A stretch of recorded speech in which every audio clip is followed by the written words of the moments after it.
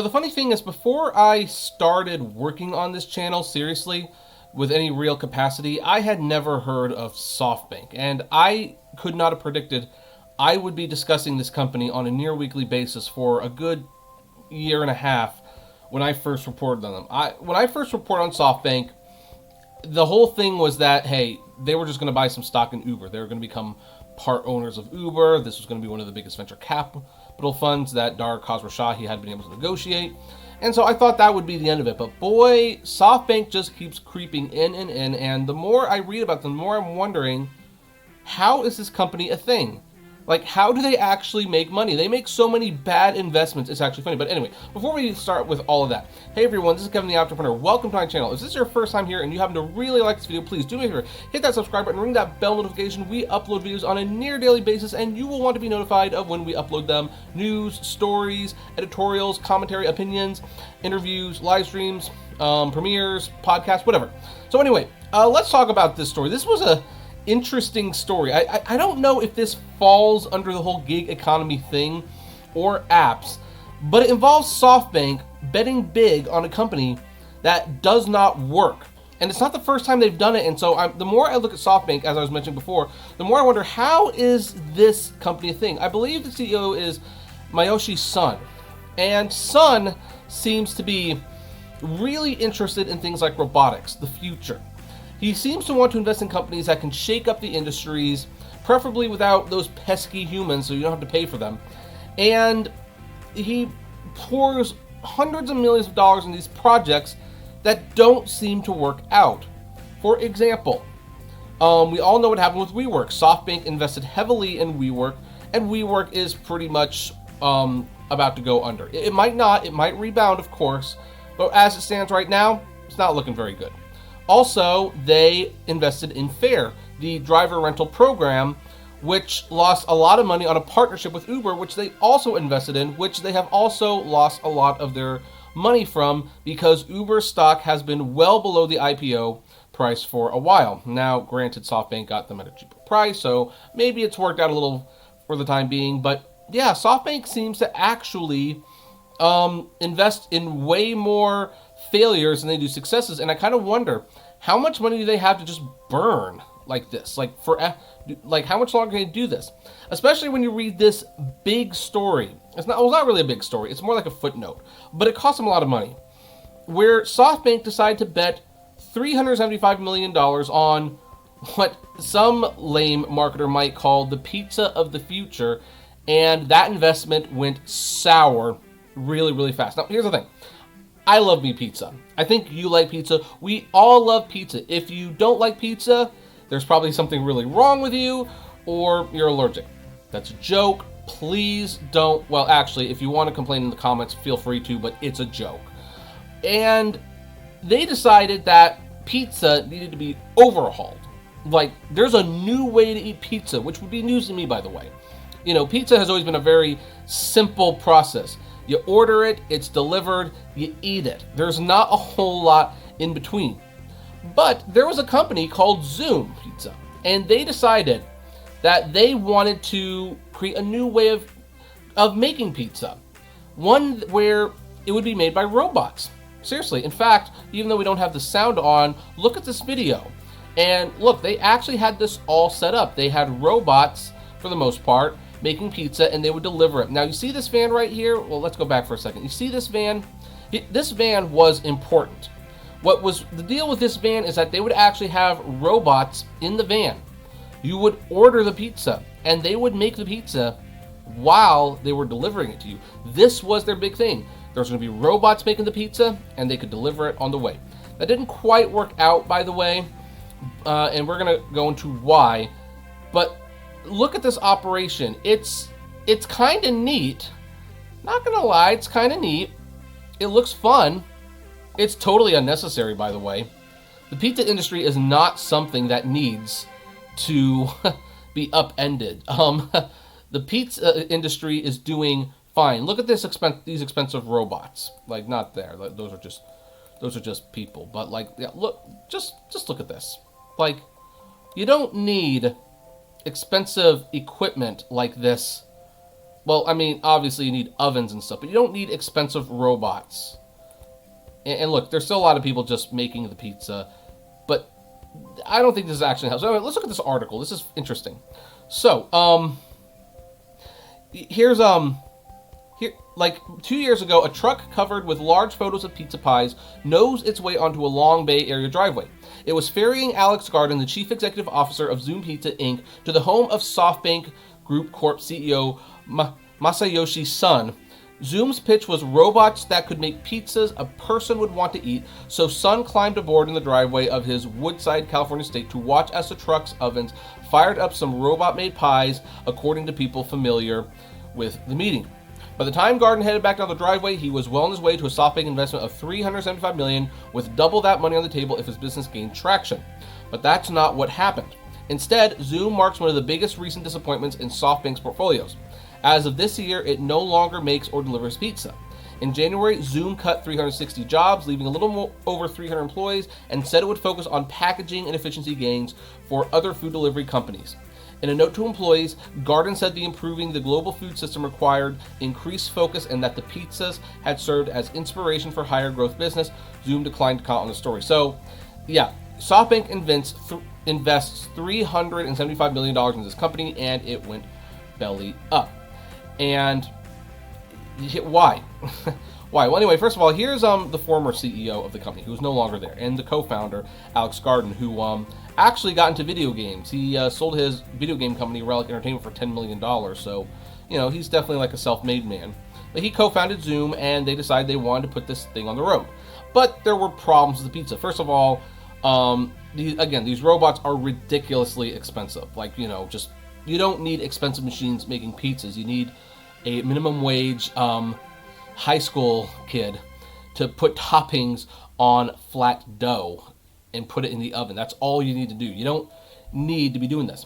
But the other problem came when, like, you were driving this truck on sharp turns, on bumps, potholes, things like that. Obviously, the pizza would, you know, not be great. And also, because of the whole delivery thing, sometimes the dough was a little undercooked, or sometimes the cheese was runny everywhere. And the comments that most people left about the quality of the pizza on, like, Yelp and stuff was, well, it's better than, you know, grocery store pizza, which isn't really something you want to strive for.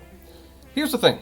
I think if you want to revolutionize pizza, you revolutionize pizza by making a better pizza. You make a pizza that tastes amazing. Favorite pizza place to go to is Naples in downtown Disney. I love that pizza. I also like What a Lot of Pizza for budget pizza, and, you know, on occasion, Little Caesars is fine, you know, considering it's basically fast food pizza.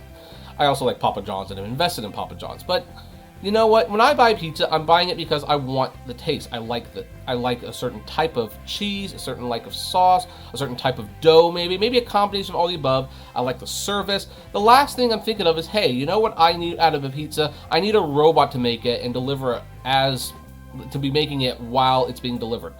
That's not something I necessarily need. Most pizzas take 10 minutes to make, and if you pick it up, at most will be 15 minutes. So this is not something that needed to be done. And here's the thing, it just got worse. Zoom did a so-so job delivering its first pizzas in 2016. Although some reviewers on Yelp appreciate the fresh ingredients and speed delivery, several complained about undercooked dough or small amounts of sauce and toppings. Eventually, Colin's team gave up the dream of baking the pies while driving to customers, according to two people familiar with the matter. The cheese tended to run everywhere as the trucks turned or hit bumps in the road. Instead, the oven trucks began parking in central locations with runner cars or mopeds transporting the cooked pies, which makes you wonder why you even created this type of system in the first place. If you had people who were just delivering pies from like a car, like a truck, so to speak, that was parked somewhere making pies, well, how on earth is that any different from a normal pizza joint? You know what, this might have actually been interesting? I would have liked to have seen Papa Murphy's try this experiment. Because here's the thing, Papa Murphy's doesn't cook their pizzas. I don't know if you know this, because I know in Southern California they close all the Papa Murphy's locations because people here are lazy and they don't want to use their ovens. We Postmates everything here apparently. But Papa Murphy's has good ingredients, they're great pizza, but they don't cook them. They put the ingredients on and it's take and bake. So one of the advantages to that is like you can buy the pizzas early and you can bake them when you want to make them later and all that jazz. Some people might say, well, why not just order? You know, I understand, but here's the thing. Papa Murphy's, that's their business model. Papa Murphy's will make you the pie, they'll wrap it up, and then they'll hand it to you and you can cook it yourself.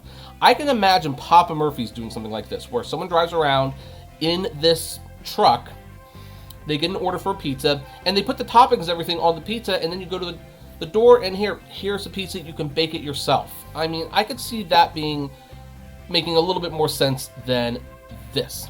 But here's the thing. The home base for this thing wasn't even that cutting edge. The home base in Mountain View, California wasn't as cutting edge as hoped either. Among other things, humans still had to load the racks of assembled unbaked pizzas into the trucks. Some hires came directly from coding schools that specialized in quick boot camp style training courses.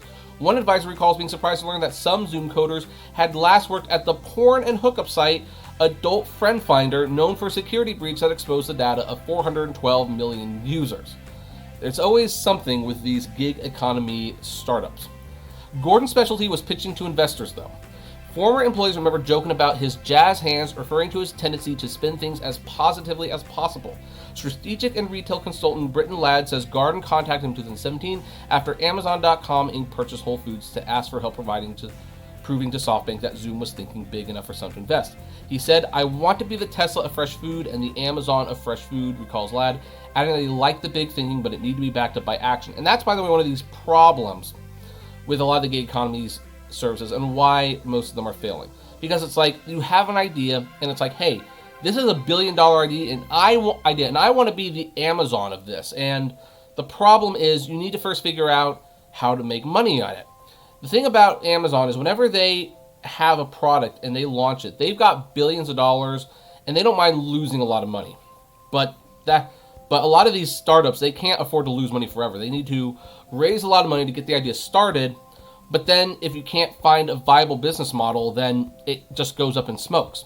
And of course, I like to quote Jeff Goldblum from Jurassic Park, "You spend so much time asking if you could, you really should stop and ask if you should." Again, do we really need the pizza business to be reinvented? I mean, heck, the last major innovation with Domino's was that you could buy your pizza and you could track the making of it, the putting it in the oven, and the delivery of it on the website. It kind of turned into a game for kids, and Papa John's has also incorporated that into their apps. I think Pizza Hut has as well. That was like the last major thing that happened to pizza, and, you know, it was fine.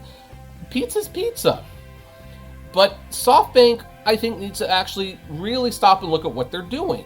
They keep investing in these companies like, hey, we're going to revolutionize this. We're going to revolutionize pizza. We're going to revolutionize the taxi industry. We're going to revolutionize real estate.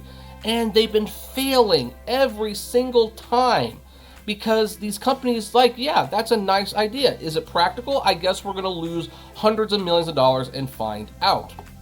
By the way, there's one extra thing about this story that I found very, very interesting. Let's see if I can't find it. But it had something to do with, here it was.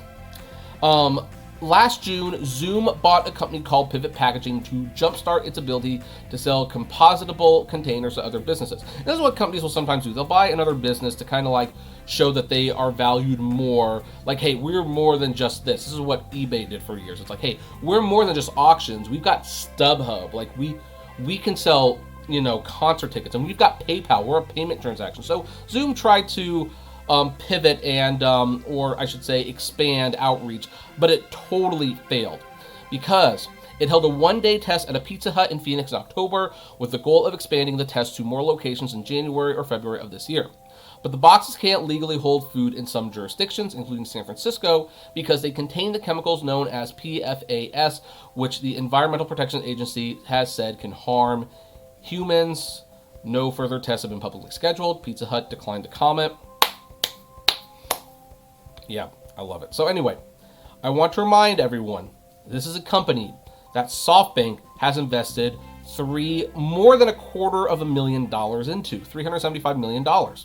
They have also invested in WeWork. That didn't work out too well. And they've invested in Uber. That hasn't worked out too well.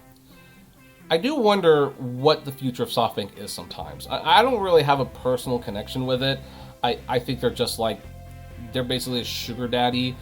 At this point, they're handing out big dollar bills to people who give out a sexy presentation and does a little lap dance for Sun, and he gives them money and then he loses it because and doesn't get anything out of it. It's it's a typical strip joint scenario. But I don't know. I kind of wonder, like, I don't know. It's kind of funny sometimes to think about how these people, some of these business people, they have billions of dollars to just burn, and they burn it on things like this, where it's like, man, I could do a lot of money with $375 million. Like, do you know how many comic book shops I could open? How many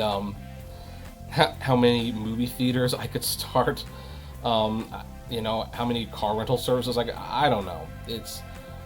I kind of wonder what's going to happen as we get to the point where we're just trying to innovate for the sake of innovating, because again, it's pizza. We don't need to innovate pizza. It's not that complicated. But you know what? That's where I'm going to leave this one.